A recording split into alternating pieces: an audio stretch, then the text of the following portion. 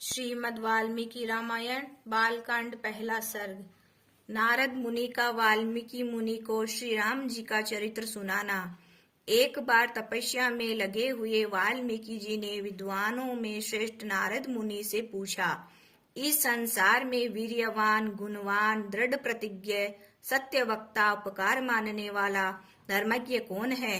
समस्त प्राणियों का हितैषी, विद्वान, सामर्थ्यशाली, एकमात्र सुंदर पुरुष कौन है?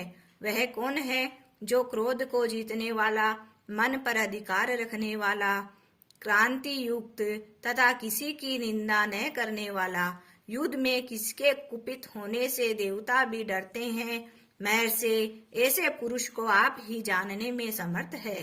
एक मुझे यह सुनाकर मेरी उत्सुकता को शांत करे।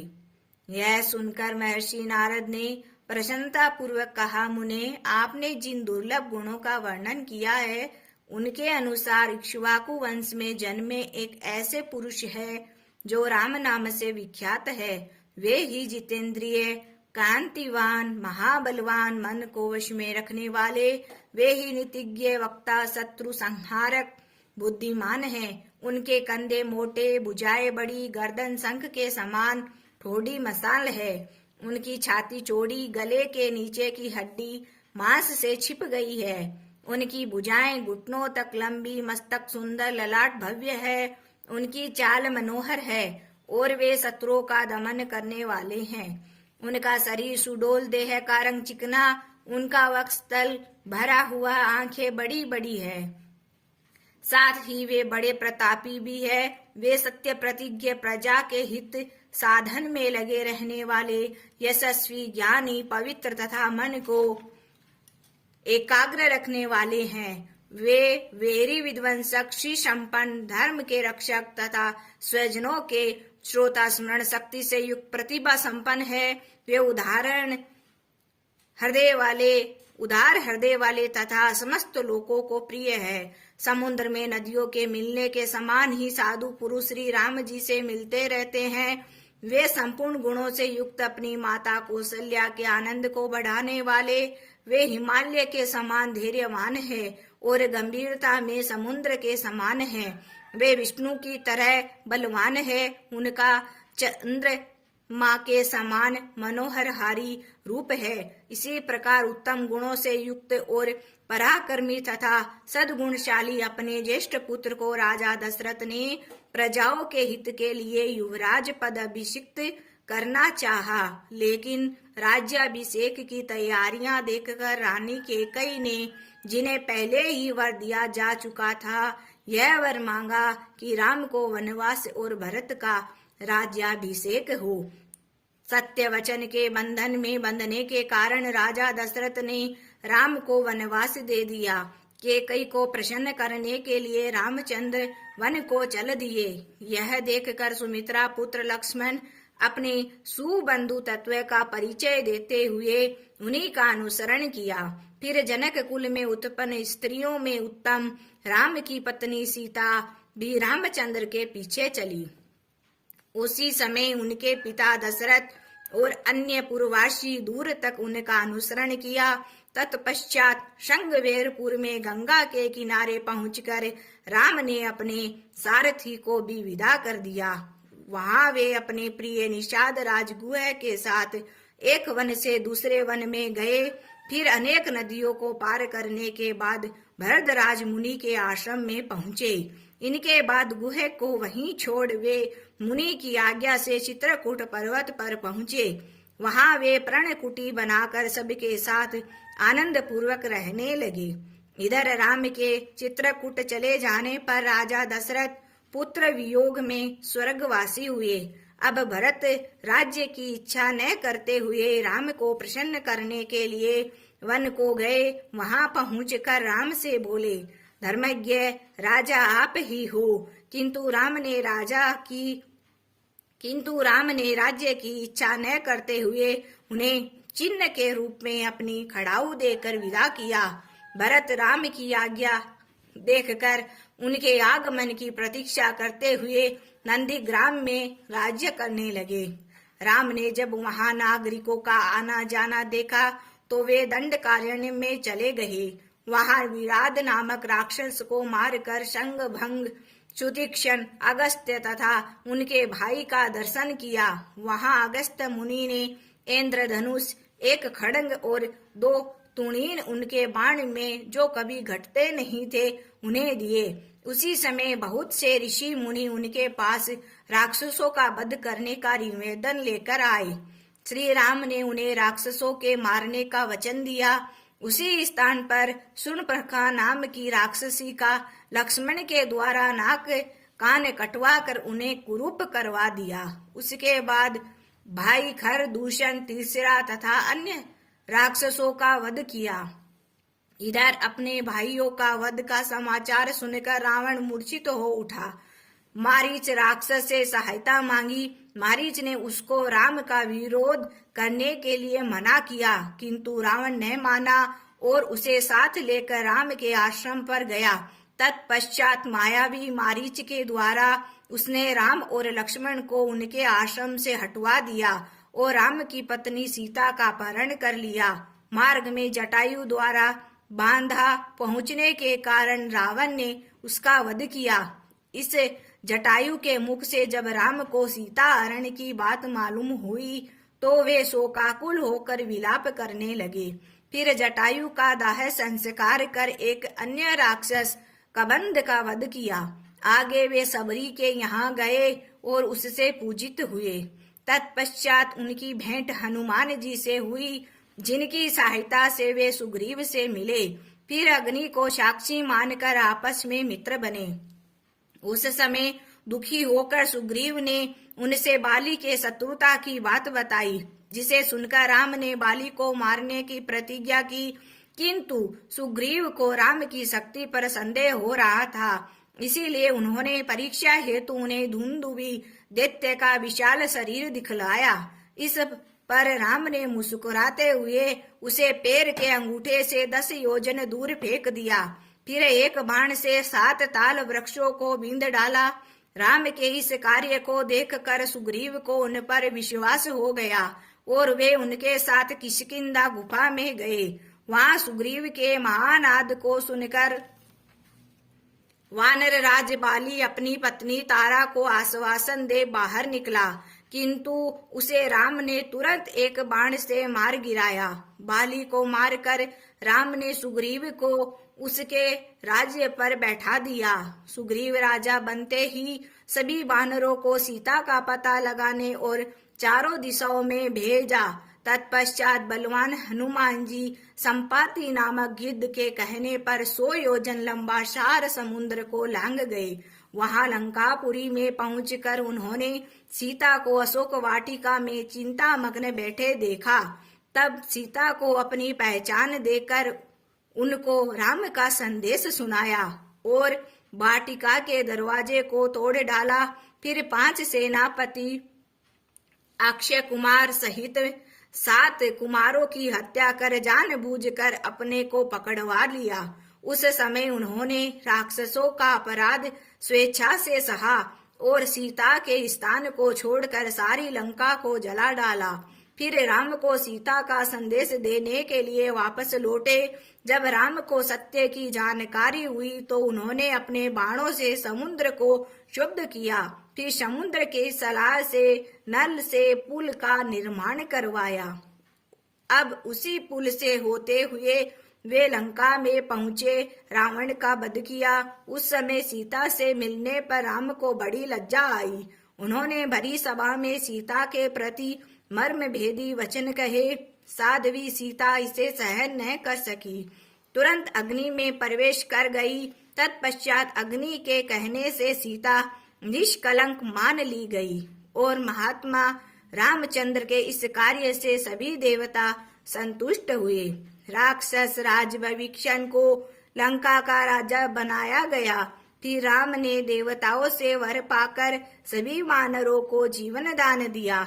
सभी साथियों सहित पुष्पक विमान पर चढ़कर अयोध्या के लिए लौटे।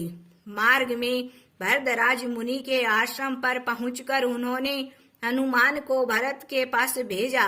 फिर पुष्पकारूढ़ होकर वे नंदीग्राम को गए और जटाओं को काट कर अपना राज्य प्राप्त किया। अब इस राम के राज्य में रहने वाले सुखी संतुष्ट और व्याधि मुक्त रहेंगे। कोई अपने पुत्र का मृत्यु नहीं देखेगा और न कोई स्त्री विधवा होगी। सभी नगर धन धान्य संपन्न होगा और सभी सतयुग की भांति प्रसन्न रहेंगे। महायशस्वी राम 100 अश्वमेघ यज्ञ करेंगे। ब्राह्मणों को अपरिमित धन देकर 100 गुने राजवंशों की स्थापना करेंगे। फिर 11,000 वर्षों तक राज्य करने के अनंतर वे अपने परम धाम को पधारेंगे। वेदों के समान पवित्र इस रामचरित्र को जो पढ़ेगा वह सब पापों से मुक्त हो जाएगा। इसे ब्राह्मण पढ़े तो विद्वान, क्षत्रिय पढ़े तो पृथ्वी का राज्य प्राप्त करे, वैश्य को व्यापार में लाभ हो तथा शूद्र को प्रतिष्ठा प्राप्त हो। इसी प्रकार श्री वाल्मीकि निर्मित आर्ष रामायण आदि काव्य के बालकांड में पहला सर्ग पूरा हुआ। बोले श्री सीता रामचंद्र भगवान की जय। वाल्मीकि रामायण दूसरा सर्ग। क्रौंच वध से संतप्त महर्षि वाल्मीकि के शोक का श्लोक रूप में प्रकट होना। देव ऋषि नारद के वचन सुनकर ऋषि वाल्मीकि ने अपने शिष्यों सहित उनका पूजन किया। वाल्मीकि से सम्मानित होने के पश्चात नारद आकाश मार्ग से चले गए।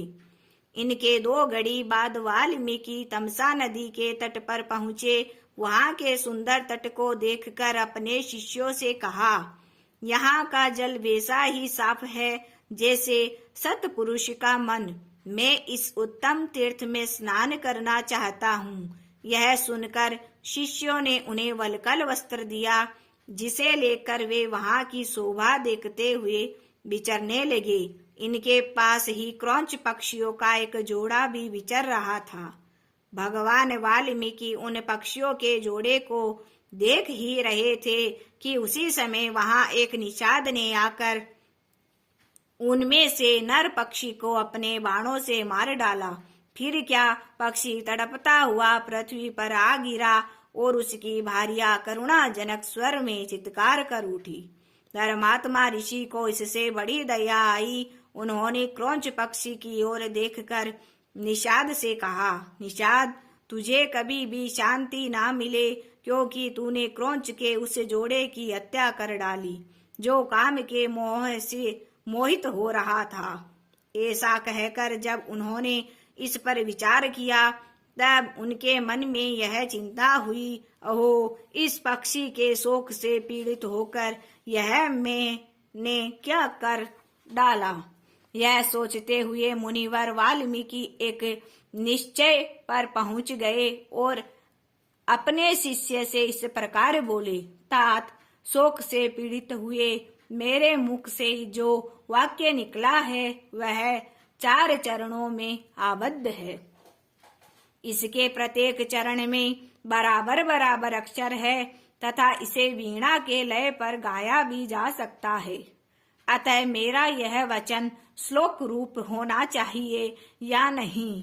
मुनि की बात सुनकर शिष्य भरद्वाज इसका समर्थक करते हुए बोले, हाँ, आपका यह वाक्य श्लोक रूप ही होना चाहिए। मुनि को इस कथन से बड़ा संतोष हुआ। तत्पश्चात उन्होंने उत्तम तीर्थ में विधि पूर्वक स्नान किया। इस पर विचार करते हुए आश्रम की ओर लौटे। आश्रम में पहुंचने पर भी उनका मन उस श्लोक की ओर ही लगा रहा। इसी समय उनसे मिलने के लिए स्वयं ब्रह्मा जी उनके आश्रम पर आए। उन्हें देखते ही महर्षि वाल्मीकि उठकर खड़े हो गए। उनकी स्तुति करते हुए उनसे कुशल समाचार पूछा। ब्रह्मा जी उस समय परम उत्तम आसन पर विराजमान होकर वाल्मीकि को भी आसन ग्रहण करने की आज्ञा दी। यद्यपि वाल्मीकि जी लोक पितामह जी के सामने बैठ तो गए, तो भी उनका मन उस क्रौंच पक्षी वाली घटना की ओर ही लगा रहा था। हठात सोचते सोचते उन्होंने उनका आर्तनाद सुनकर जो श्लोक कहा था उसे ब्रह्मा जी के सामने भी दोहराया। इसी समय उन्हें अपने दिए हुए शाप का भी ध्यान आया और वे चिंता में डूब गए। ब्रह्मा जी ने सारी बातें समझाते हुए कहा, ब्राह्मण, तुम्हारे मुख से निकला हुआ वह छंदोबद्ध वाक्य श्लोक रूप ही होगा। तुम्हारे मुख से यह वाणी मेरे ही संकल्प से निकली है। मुनि श्रेष्ठ, अब तुमने जैसा नारद जी के मुख से सुना है उसी के अनुसार राम के चरित्र का चित्रण करो। उनके संबंध रखने वाले सभी गुप्त या प्रकट वृत्तांत अज्ञात होने पर भी तुम्हें ज्ञात हो जाएंगे। इसमें अंकित तुम्हारी कोई भी बात झूठी नहीं होगी। पृथ्वी जब तक नदियों और पर्वतों की सत्ता रहेगी तब तक इस राम कथा का प्रचार होता रहेगा। साथ ही इस राम कथा का जब तक प्रचार होता रहेगा तब तक तुम इच्छा अनुसार ऊपर नीचे तथा मेरे लोक में निवास करते रहोगे। ऐसा कहकर ब्रह्मा जी अंतर्ध्यान हो गए। इसके बाद उनके सभी शिष्य उनके इस श्लोक का बार बार गान करने लगे और बोले, गुरुदेव ने क्रौंच पक्षी के दुख से दुखी होकर जिस सम्मान 4 अक्षरों का गान किया था वह उनकी वाणी से उच्चारित होकर श्लोक काव्य बन गया। इधर वाल्मीकि जी के शुद्ध मन में यह विचार उत्पन्न हुआ कि मैं ऐसे ही श्लोकों में संपूर्ण राम कथा की रचना करूं। यह सोचते ही भगवान वाल्मीकि ने हजारों श्लोकों से युक्त महाकाव्य की रचना की, जो श्री राम के उद्धार चरित्रों का प्रतिपादन करने वाला है।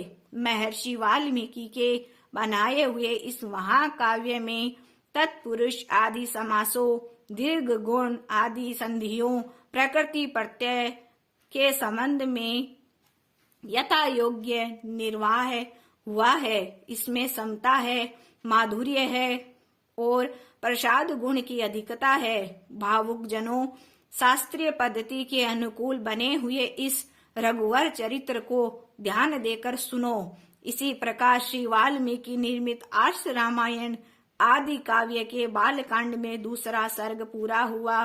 बोलिए श्री सीता रामचंद्र भगवान की जय। वाल्मीकि रामायण तीसरा सर्ग।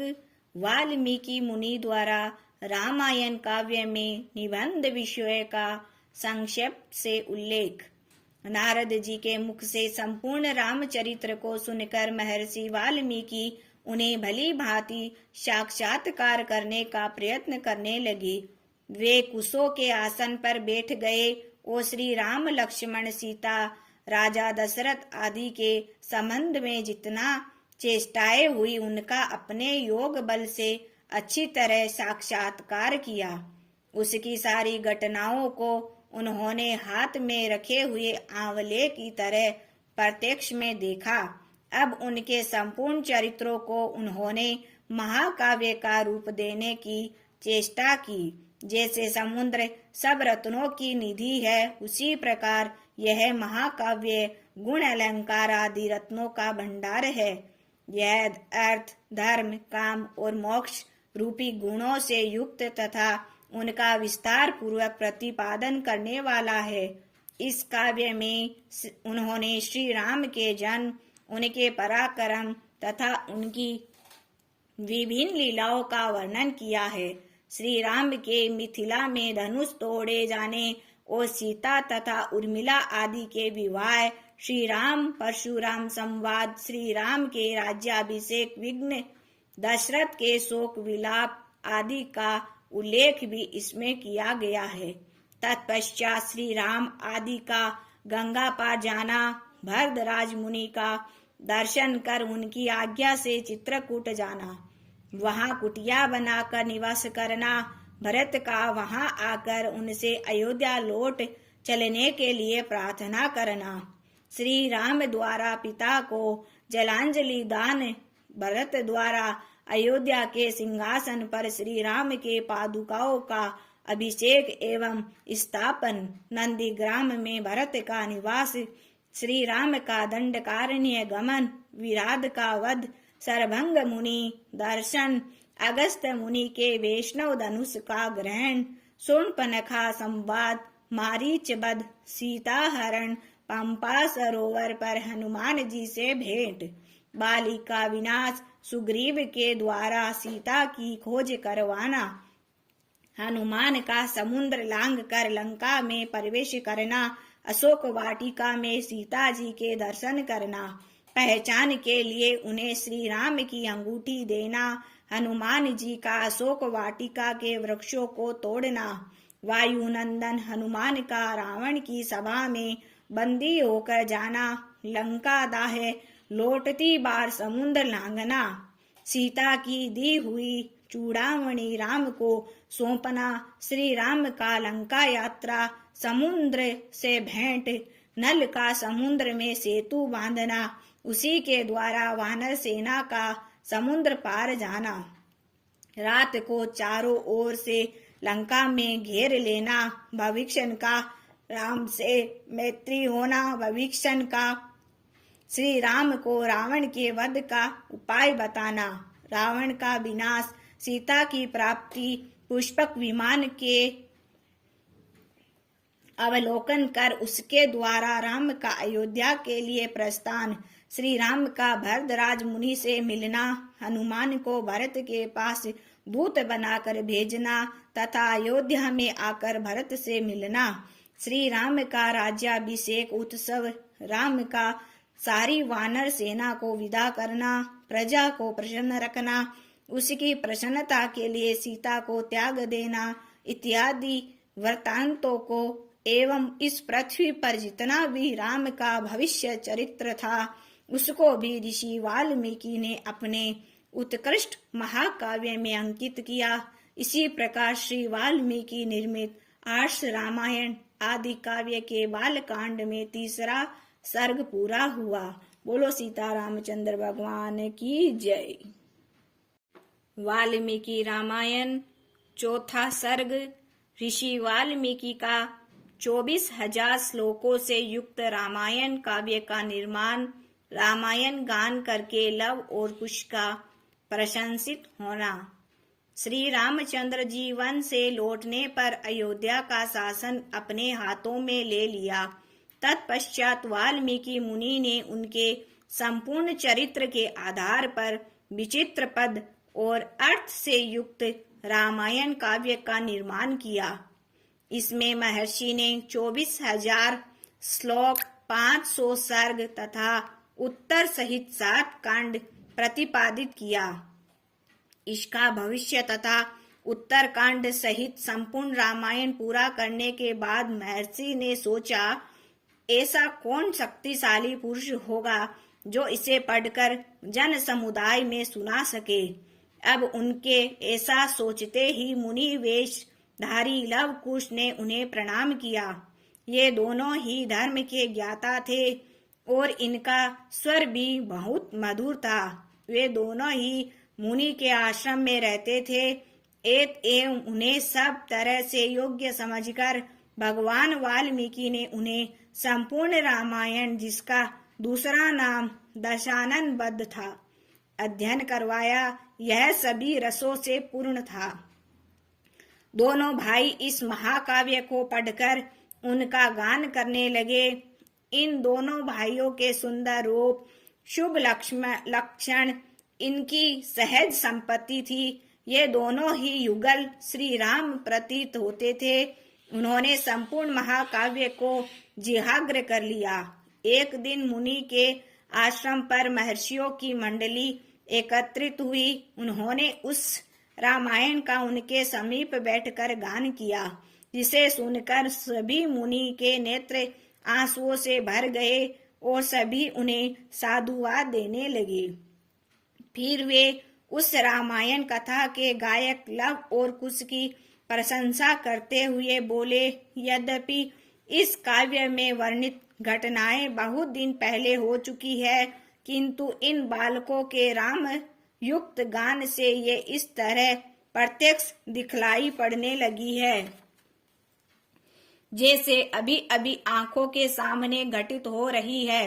तत्पश्चात उस गान से संतुष्ट हुए किसी मुनि ने उठकर उन्हें एक कलश प्रदान किया, किसी ने उन्हें वल्कल वस्त्र दिया, तो किसी ने यज्ञोपवीत और काला मृग चर्म दिया। इस प्रकार अनेक मुनियों ने उन्हें अनेक प्रकार के भेंट दिए। इसी प्रकार मुनियों ने उन्हें नाना प्रकार के वर दिए। राजकुमारों, महर्षियों, वाल्मीकि द्वारा वर्णित यह काव्य आने वाले कवियों के लिए आधारशिला होगी। साथ ही यह आयु तथा पुष्टि प्रदान करने वाला होगा। अहाट एक समय लव और कुश अयोध्या की गलियां और सड़कों पर रामायण के श्लोक का गान करते हुए विचर रहे थे। इसी समय उन पर श्री राम की दृष्टि पड़ गई। उन्होंने उन दोनों भाइयों को अपने घर बुलाकर उनका सम्मान किया। तत्पश्चात वे एक स्वर्ण सिंहासन पर विराजमान हुए और अपने मंत्री और भाइयों को अपने पास ही बैठाया। फिर भरत, लक्ष्मण, शत्रुघ्न से बोले, ये दोनों भाई पदों से युक्त मधुर काव्य बड़े सुंदर ढंग से सुनाते हैं, तुम सब लोग इसे सुनो। इतना कहकर उन्होंने दोनों भाइयों को गाने की आज्ञा दी। आज्ञा पाकर दोनों भाई मधुर स्वर और राग अलापते हुए रामायण का गान करने लगे। इसे सुनकर सभी की आत्मा में आनंद की तरंगे उठने लगी। उसी समय श्री राम ने अपने भाइयों से कहा, ये दोनों कुमार मुनि होकर भी राजोचित लक्षणों से संपन्न है। इनका यह काव्य सुंदर रीति आदि से युक्त होने के कारण बहुत प्रभावशाली है। अतः तुम सब लोग इसे ध्यान देकर सुनो। तदंतर दोनों भाई मार्ग विधान रीति से इसका गान करने लगे और सभा के लोग उस गान को सुनने में तन्मय हो गए। इस प्रकार श्री वाल्मीकि निर्मित आर्ष रामायण आदि काव्य के बालकांड में चौथा सर्ग पूरा हुआ। बोलिए सीता रामचंद्र भगवान की जय।